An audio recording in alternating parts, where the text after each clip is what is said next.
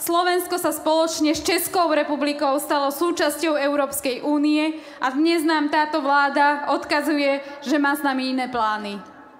Ukrajina bojuje aj za našu slobodu a my jej musíme v jej boji pomáhať. Vláda v mene Slovenska opakuje, že nebudeme pomáhať napadnutému susedovi, hoci na jeho obyvateľov dennodenne padajú bomby a zomierajú nevinní. Hanba! Hanba!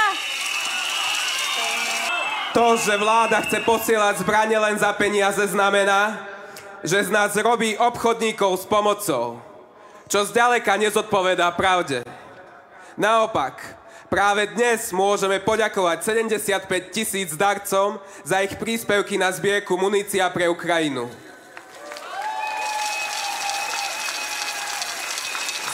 Zbierka vďaka vám pred pár dňami prekročila sumu 5 miliónov eur.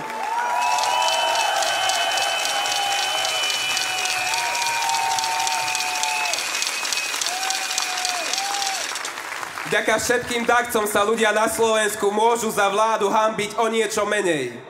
Keďže sme sa takto občiansky pridali k muničnej iniciatíve českej vlády. My sme Európa.